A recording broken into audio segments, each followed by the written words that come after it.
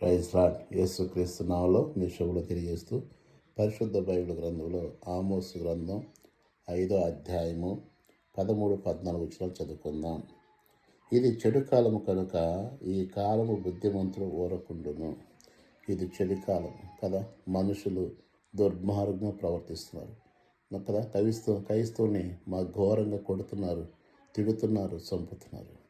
కానీ సమయానుకూలంగా మాట్లాడాలి. బుద్ధిమంతుడు ఊరకుండును.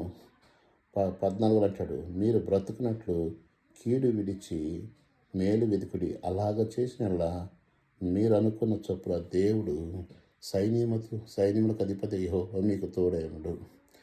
మనము దేవుని పక్షాలుంటే దేవుడు మన పక్షాలు ఉంటాడు. ఆమోసు గ్రంథం 5:13-14 చొప్పున చెడు కాలంలో ఉన్నాం. నోవా దినాలు మళ్ళా వచ్చినాయి కదా. మనుషులు కొట్టుకుంటాం, చంపుకుంటాం, తిట్టుకుంటాం, దూషిస్తూ అనేక రకాలు జరుగుతున్నాయి.